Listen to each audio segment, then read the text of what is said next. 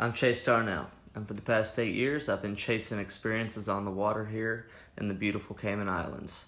If you'd like to join me, hit us up at Cayman Turtle Divers, and I'll see you on the water.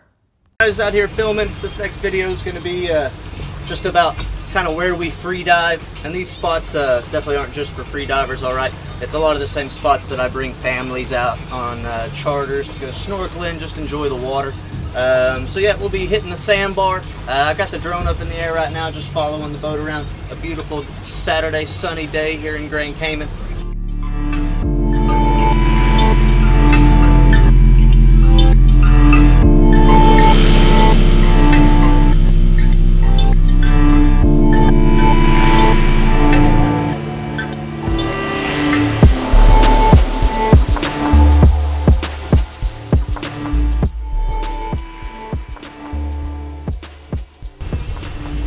So one of the better things about underwater photography in Grand Cayman is definitely the water clarity. Alright, we don't have any standing fresh water or rivers to bring runoff off the island. So generally speaking, you have a bad day is about 80 foot of viz.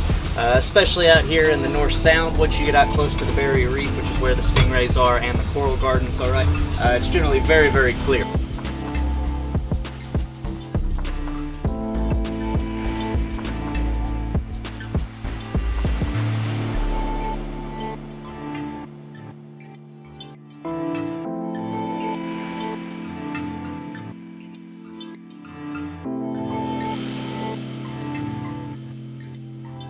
What's so good about the sandbar, especially for underwater photography, is the consistency of the subjects being in front of your lens. So these Stingrays are very well trained, if you would like to call it that. They're very used to humans, so especially if you're bringing someone to model in your photos, the Stingrays will approach you rather than you having to swim after them, which essentially gives you endless tries to try to nail the shot.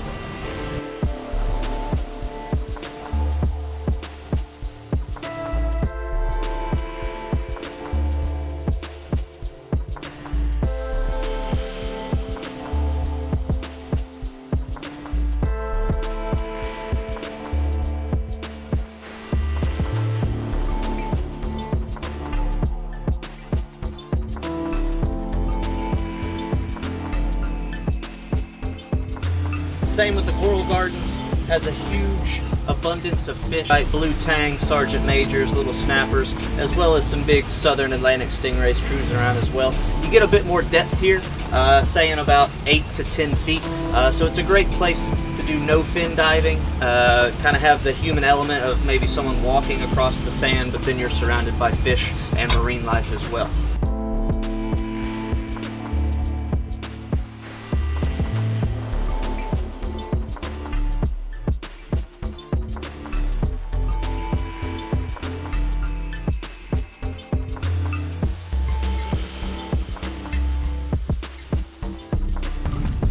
As you can see, no shortage of the fish life here at the coral gardens. There's a couple of big green moray eels that are here pretty much all the time. And since the sandbar does get very busy sometimes, we do have some stingrays that hang out here too. This is by far my favorite snorkel spot in the North Sound.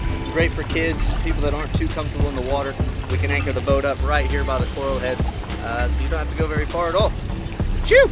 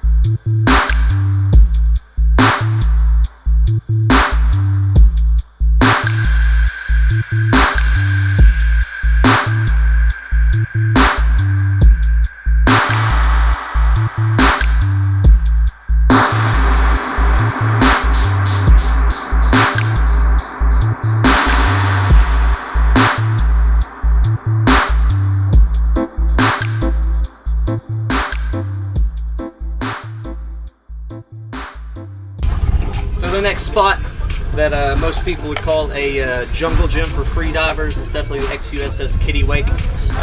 When they originally sank it, it was in about 60 feet of water after a couple of storms over the years that it's been underwater. It's gotten a bit deeper, it's rolled over, so it looks a bit less artificial now. It was standing straight up like a boat would on top of the water. Now it is listed over onto its port side. So maybe no longer an advanced snorkeling site. It's a bit deeper, say the shallowest point's maybe 30, 35 feet. A lot of the shooting we do on the wreck is say from the 50 to 70 foot range, especially if you're talking about getting down to the sand where the wildlife is. We tend to see a lot of eagle rays here. The entire shipwreck is surrounded by sand, so loads of garden eels. Alright, that's the favorite food of most rays that we have here in the Cayman Islands.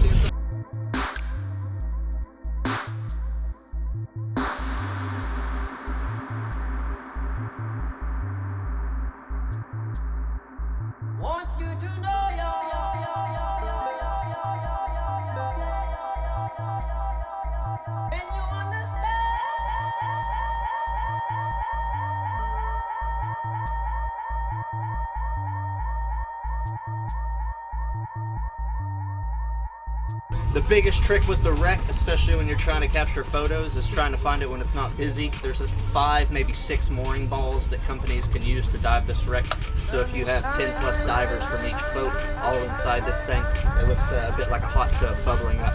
That can be cool in certain images, but I like a nice clean blue background. So generally speaking, we'll try to come out a bit later in the day or nice and early. This helps with visibility as well.